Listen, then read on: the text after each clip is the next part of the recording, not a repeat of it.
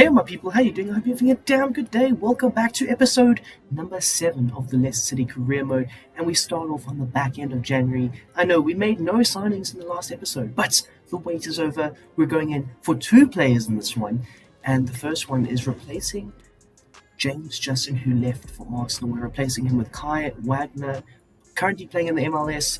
We paid his release clause, I think it was of 11 million. And so we're currently in negotiations with him and his agent, and he seems very happy with the deal. And to be fair, he is going to get a decent amount of games to try and prove himself, along with the youth academy product Luke Thomas, who I'm quite eager to give more of a chance to. And that was kind of why I allowed James Justin to leave, because one, it was a very realistic move for him. Two, it's how things happen in life. I mean, if a big team like Arsenal come in for a player like James Justin, he's going to want to go, and for the right price, he can. So it made sense. And of course, the fact that Luke Thomas was going to be coming into the team made it just a bit easier to get rid of James Justin. Moving on though, we then decided to bring in another midfielder. I thought the midfield was slightly lacking. Of course, we have Tielemans and Dewsbury Hall, and of course Simmons, who's our new youth product. But at the same time, I still feel like we needed a bit more. Of course, Nicholas Dorsch. I spent quite a long time researching and looking for the right player.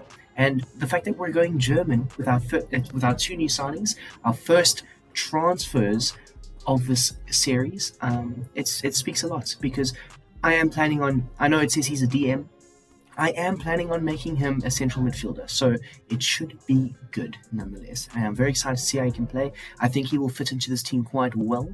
Kai Wagner, of course, he's going to wear number 19. As you can see there, he's a left back / left wing back. And Nicholas Dorsch is going to wear number 18 and is a CDM / midfielder. Of course, we have given them their correct training schedules and regimens, and we're going to have to see how things pan out. But for now, we're going to incorporate them and slowly bring them into the team, give them a few minutes here and there, and then maybe, just maybe, in a few bigger games later on in this career mode, they will be huge, major, big-time contributors to the success of this team. But nonetheless, we'll hop into our first game of the episode, and it's going to be at Old Trafford against Manchester United, a very tough team to play against, always.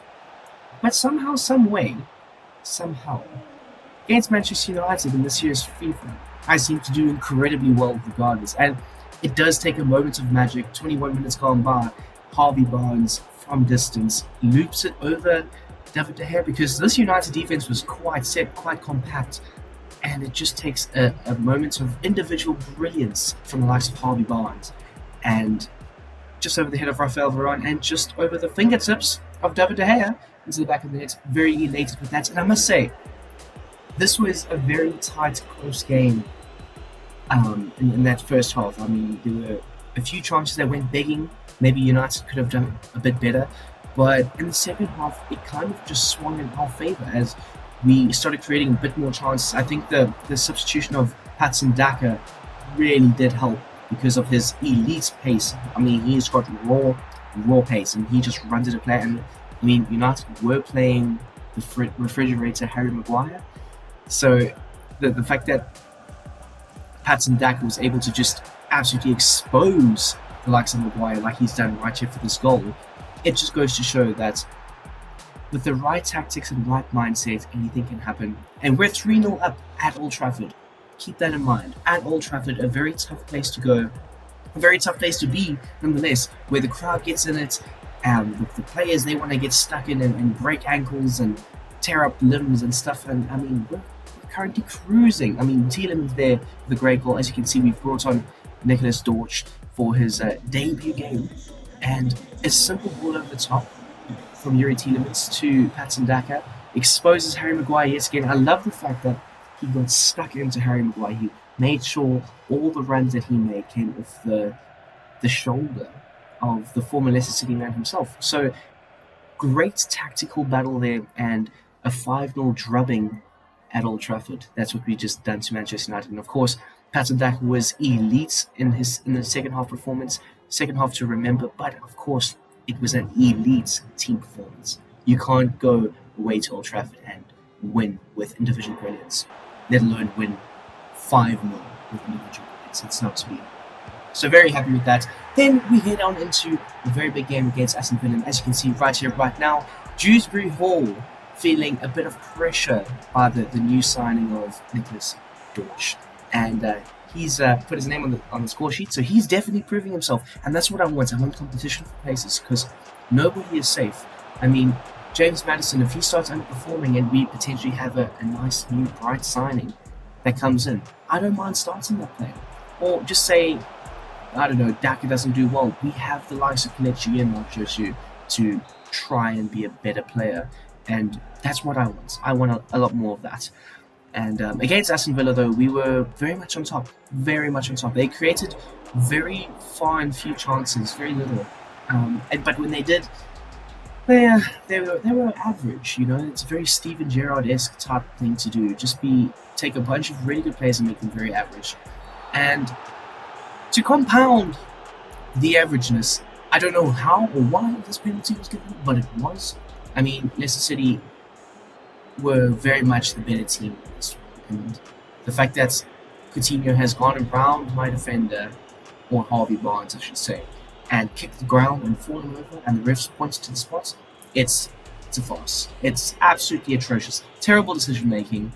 Ollie Watkins, he steps up to take the penalty, sends Ochal the wrong way, and it's 1-1, a very undeserved 1-1, because we were the definition of dominance in that one, or at least in the first half. And it was so frustrating because I don't want to be dropping more points. We've dropped enough points as it is.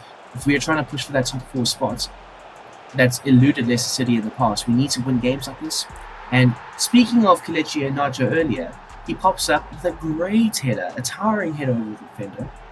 Great ball loops up and over, and back of the net type things. And now we've just given Kai Wagner his debut. Of course, there wasn't many highlights to show in the second half, so you're not really going to be able to see him. But I can say, guys, he was really solid. Really solid debut. Came and did the small things that mattered. Got into the correct positions. Made everything happen for us. Very happy with that. But it's been building up for the last few episodes. We've been winning a certain amount of games. We've been losing a certain amount of games. But where we've been consistently winning is the EFL. And now it's the final. The big final. Of course, we saw the semi-finals in the last one. But now it's the final. I mean, if you look at Spurs, they absolutely trounced Villa. 6-3. Incredible stuff. We narrowly escaped defeat with a 2-1 win over both legs. Over Middlesbrough United. Why don't we say Middlesbrough United? Just Middlesbrough. But regardless, we're going up against a very talented Spurs. No Harry Kane though. Richarlison starts up front. I was very surprised about that. But nonetheless, very excited to see how things can go.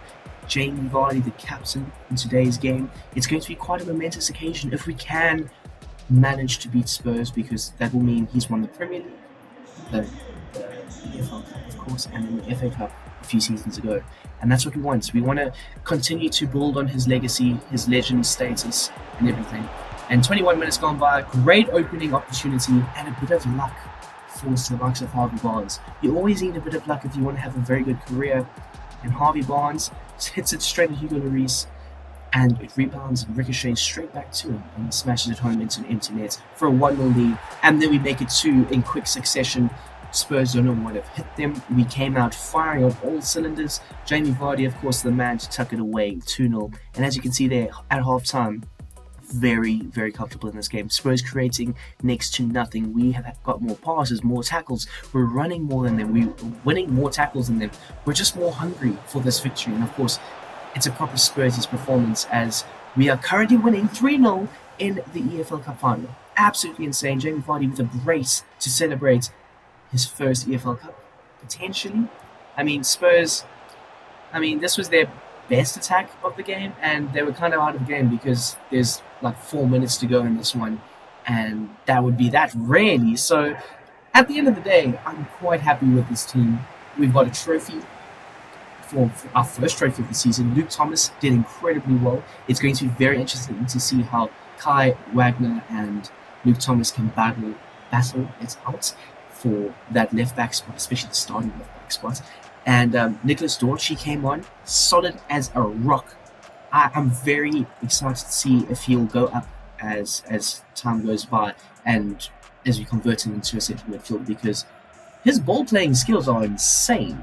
I mean, I don't mind playing him as a DM, but I like the idea of having Ndidi and Sumaro as the DMs, and then having young Nicholas Dortch and Dewsbury Hall really battling it out for the left-hand side central midfielder area. I don't know. But regardless of the fact, very, very happy with this win. It's a cup to remember, a trophy run and a half. I mean, let's not be coy about it. It was a very tough run.